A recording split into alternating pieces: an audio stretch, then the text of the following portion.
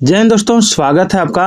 आज के जीटेट क्लास में हम लोग देखने वाले हैं बाल विकास से महत्वपूर्ण एक जय हिंद दोस्तों, स्वागत है आपका। आज के जीटेट क्लास में हम लोग देखने वाले हैं बाल विकास से पूछे गए प्रश्नों को।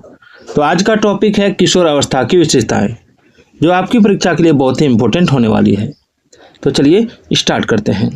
यह पेपर 1 पेपर 2 दोनों के लिए इम्पोर्टेंट है। पहला सवाल है कि समान लिंग मित्रता डैश के दौरान प्रबलित होती है। समान लिंग मित्रता किसके दौरान प्रबलित होती है? तो प्रारंभिक किशोर अवस्था के दौरान।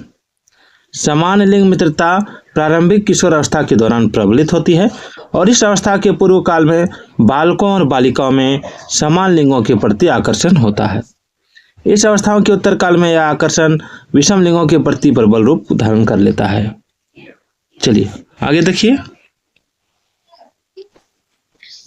अगला है एक व्यक्ति डैश के दौरान पौरुष या स्त्रीण सामाजिक भूमिका प्राप्त करता है। किसके दौरान? तो किशोर अवस्था के दौरान। आप देख सकते हैं यूपीटेट 6 to 8 वाले पेपर में पूछा गया था। यहाँ लिखा है एक व्यक्ति किशोर अवस्था के दौरान पौरुष या स्त्रीण सामाजिक भूमिका प्राप्त करता है। दूसरे शब्दों में किशोर अवस्था के दौरान बालकों में सामाजिक भूमिका प्राप्त करने की इच्छा होती है और उसमें पुरुषत्व गुण का विकास हो जाता है और इसी प्रकार किशोर बालिकाओं में स्त्रीण गुणों का विकास हो जाता है, जो उनके व्यवहार में स्पष्ट परिलक्षित होता है। आगे चलिए। उचित यौन शिक्षा डैश अवस्था पर प्रदान की जानी चाहिए। कौन सी अवस्था पर? तो किशोर अवस्था पर। उचित यौन शिक्षा किशोर अवस्था में प्रदान की जानी चाहिए, क्योंकि इस अवस्था में बच्चों की कामेंद्रियां परिपक्व तथा क्रियाशील हो जाती है। अब उनमें किशोरावस्था का दबा हुआ यौन आवेग जो बाल अवस्था में सुप्त रहता है पुनः जागृत हो जाता है। किशोर किशोरियों में तथा किशोरियां किशोरों में विशेष रुचि लेने लगते हैं। ऐसी स्थिति में उनके लिए यौन शिक्षा लाभदायक हो सकता है। इस अवस्था के दौरान उन्हें मर्यादित यौन शिक्षा प्रदान करना अति आवश्यक है, जिससे उनकी काम प्रवृत्ति को उचित दिशा में प्रवृत्त किया जा सके एवं कालांतर के वैवाहिक जीवन को मधुरता के साथ व्यतीत करने के लिए उन्हें तैयार किया जा सके। चलिए आगे देखिए। आगे है कि निम्नलिखित में से किशोर अवस्था के संदर्भ में कौन सा कथन सही नहीं है? तो इसमें आंसर हो जाएगा आत्मचेतन कम होती है। कैसे? आइए देखते हैं। किशोर अवस्था में कई नवीन आंतरिक तथा बाह्य परिवर्तन दिखाई देते हैं। यह आयु अत्यधिक संवेगात्मक होती है। वृद्धि अपनी चरम सीमा तक पहुंचने का प्रयास करती है। कल्पना और आत्मचेतना बढ़ जाती है। अतः विकल्प डी सही नहीं है। ठीक है। आगे 16 वर्षीय नीरज अपने आप में पृथक स्वनियंत्रित व्यक्ति की भावना को विकसित करने का प्रयास कर रहा है। तो वह विकसित कर रहा है, किसको विकसित कर रहा है? तो वह विकसित कर रहा है स्वायत्तता को। 16 वर्षीय नीरज द्वारा पृथक स्वनियंत्रित व्यक्ति की भावना विकसित करने का तात्पर्य है कि नीरज स्वयं में स्वायत्तता की भावना का विकास कर रहा है। स्टैनले हॉल के अनुसार अधिक तनाव और तूफान की अवस्था किसको कहा जाता है? तो देखिए ये अवस्था आपका किशोर अवस्था। निम्नलिखित में से किसका विकास किशोर अवस्था में नहीं होता है? तो किशोर अवस्था में अहम केंद्रिकता का विकास नहीं होता है। किशोर अवस्था में तर्क क्षमता का विकास, अभिरुचियों में परिवर्तन, प्रेक्षण की योग्यता आदि का विकास होता है। सवाल है सहपाठियों का दबाव जब सबसे अधिक प्रभाव डालता है तो वह कौन सी अवस्था है? तो वह अवस्था है आपका उत्तर किशोर अवस्था। ठीक है। किशोर अवस्था के अंतिम चरण जिसे उत्तर किशोर अवस्था कहते हैं, किशोर अपने सहपाठियों के व्यवहार से ज्यादा प्रभावित होता है। चलिए, किशोर अवस्था में संवेगों की तीव्रता किस प्रकार प्रकट होती है?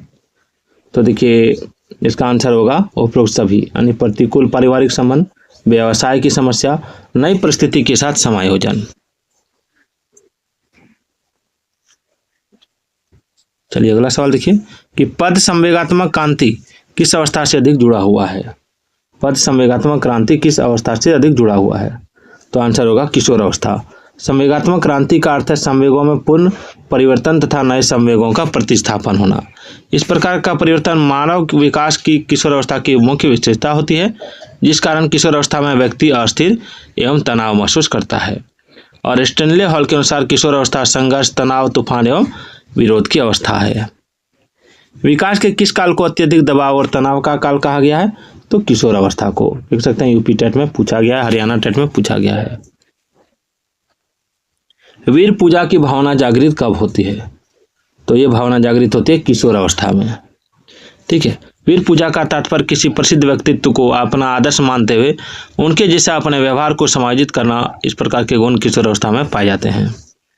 शारीरिक एवं मानसिक परिपक्वता प्राप्त व्यक्तियों को क्या कहा जाता है?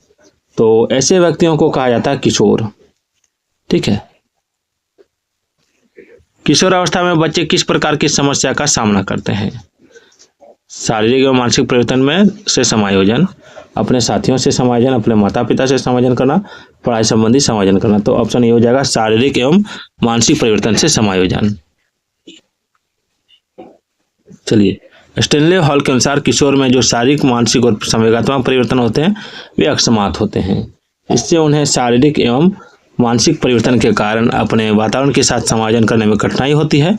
फलस्वरूप उनमें क्रोध, घृणा, चिड़चिड़ापन, उदासीनता आदि दुर्गुण उत्पन्न हो जाते हैं।